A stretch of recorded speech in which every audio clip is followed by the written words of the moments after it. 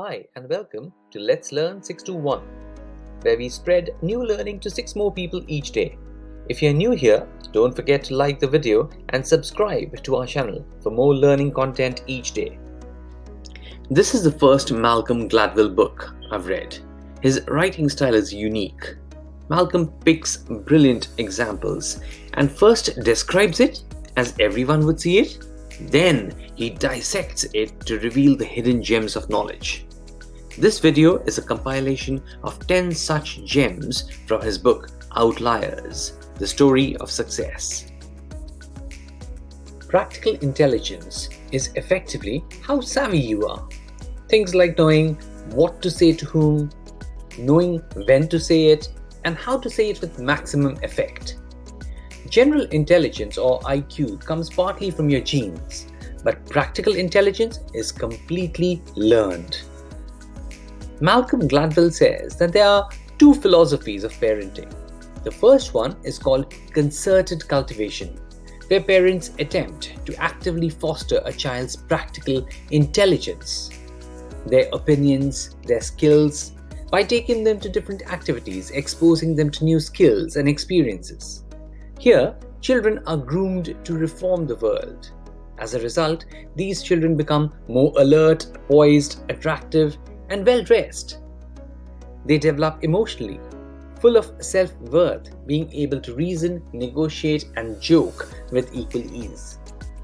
Malcolm calls the other type of parenting natural growth, where a child is encouraged to identify their own talent and identify their own calling and develop it themselves. Children in this group are somewhat devoid of experiences the other group enjoyed. Malcolm explains this using the emotional life story of Chris Langham, a 1 in a million genius whose talent was squandered due to the lack of opportunities in his childhood. In 1982, a sociologist called Louise Farkas started drawing the family trees of Jewish immigrants in the US. Case after case, the same pattern emerged. The grandparents, and sometimes even great-grandparents, immigrated with enormous financial struggles. They barely managed to make ends meet, but eventually started a small enterprise in either manufacturing or in the garment industry. Their children demonstrated a high level of ingenuity and drive and took these businesses forward to new highs. They educated their children to make them the leading doctors and lawyers of the country. Now, to be successful, you have to be smart, ambitious, and hardworking, but you also need to have humble beginnings. Jewish doctors and lawyers did not become professionals in spite of their humble beginnings. They became professionals because of their humble beginnings. Through the 1980s and 1990s, aircrafts of Korean Air have been having crashes, deaths, and financial losses 17 times more than other airlines. A lot of research involving human factors was carried out. Human factors analyzes how humans interact with complex systems. It concluded that the kinds of errors that cause plane crashes are invariably errors of teamwork and communications. Yes, there were technical issues associated with the crashes, but no one significant enough to be responsible for the crash in their own right. When investigators heard the black box recording, a number of factors came into the forefront. When conveying messages, we sometimes downplay or sugarcoat what is being said, just to be polite, or sometimes even when we are ashamed or embarrassed, or even when we are being differential to a person of authority. This is called mitigated speech and has a wide spectrum, ranging from a command, where there is zero mitigation, to a suggestion, or maybe even dropping a hint, which is the highest form of mitigation. A common theme in the Korean Air crashes was that the use of mitigated speech between the junior co-pilots and the captain, even when the juniors found the situation dangerously unsafe. Psychologist Geert Hofstede developed a database of different scales which measured how different cultures across the world differ. The differences arose due to different histories, different political structures, different religious and traditional food, languages, literature, etc. His most important dimension was the Power Distance Index, which measured a culture's attitudes towards hierarchy and respect for authority. Turns out that Asian countries, including Korea, have ranked highest on this dimension, whereas countries such as the US have no power distance at all, where an employee could bluntly disagree with his boss. Due to these huge cultural differences, the crew of the Korean flights struggled to effectively express their deep concern of their flight running out of fuel to their American air traffic controllers in the moments just before the crash. Persistence. Rice fields, also known as paddies, are much smaller than cornfields.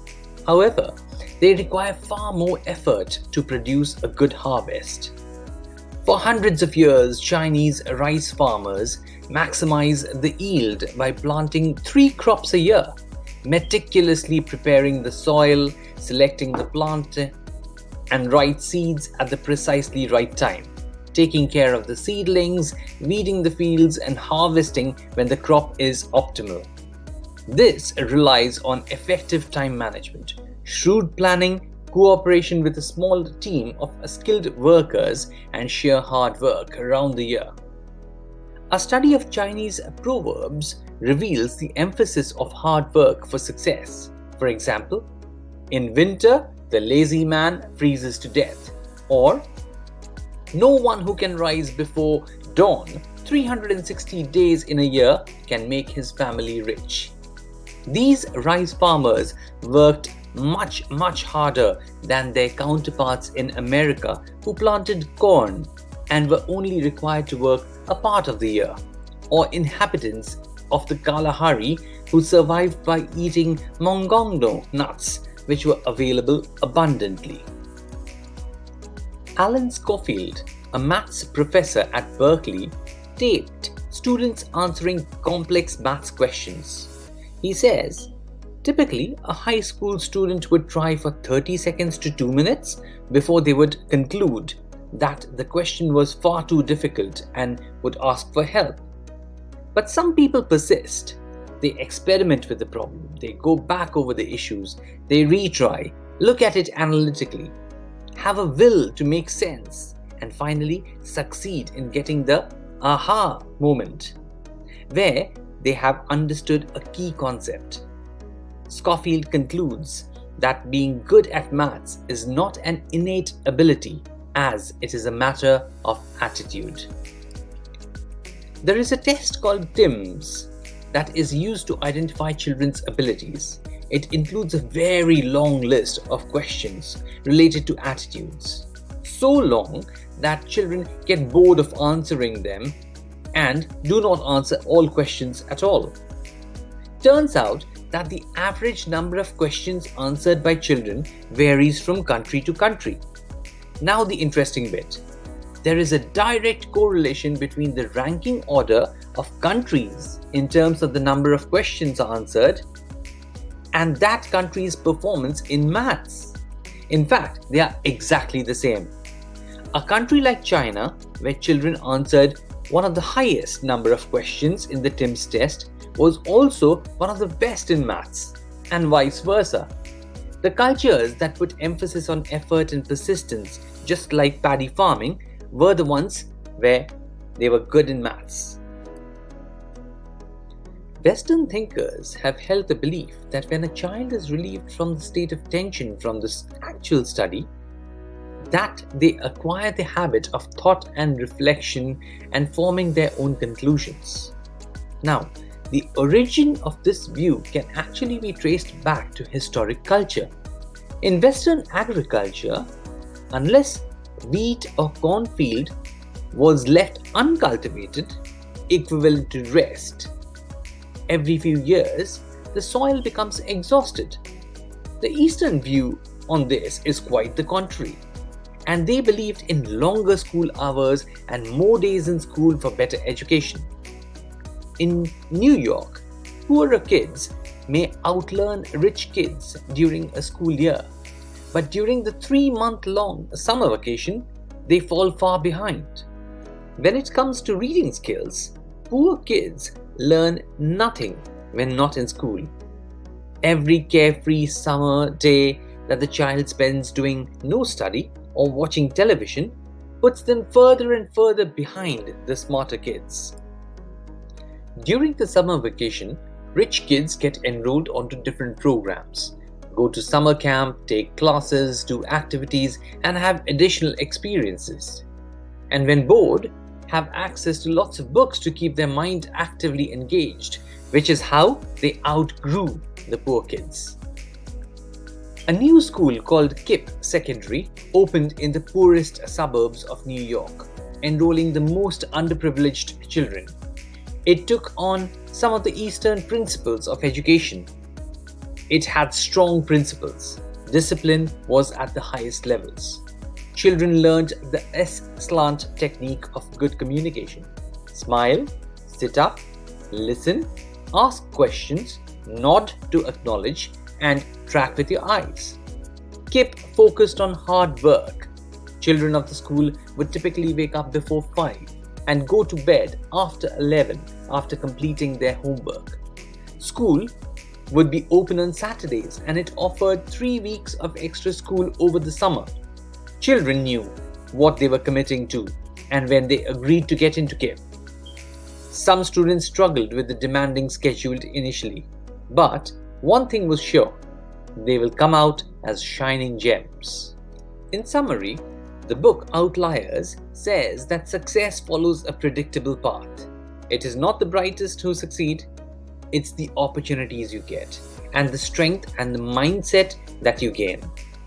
I hope you have liked this video and will keep watching for more content like this in subsequent videos on this channel.